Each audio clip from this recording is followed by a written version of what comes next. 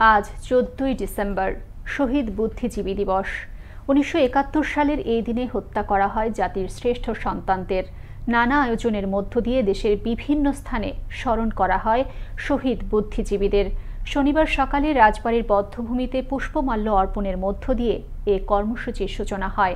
পঞ্চগড় জেলা পরিষদের সামনের বধ্যভূমিতে ফুল দিয়ে শ্রদ্ধাঞ্জলি অর্পণ করা হয়।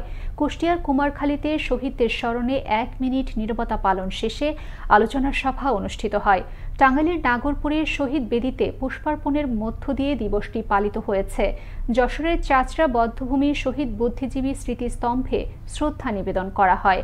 ময়মনসিংহের ভালুকায় স্থানীয় স্মৃতিসৌধে পুষ্পস্তবক অর্পণ ও দোয়া মোনাজাত করা হয়।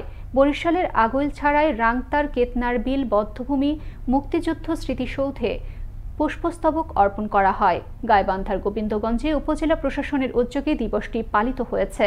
নারায়ণগঞ্জের সোনারগাঁয়ে আলোচনা সভা অনুষ্ঠিত হয়েছে।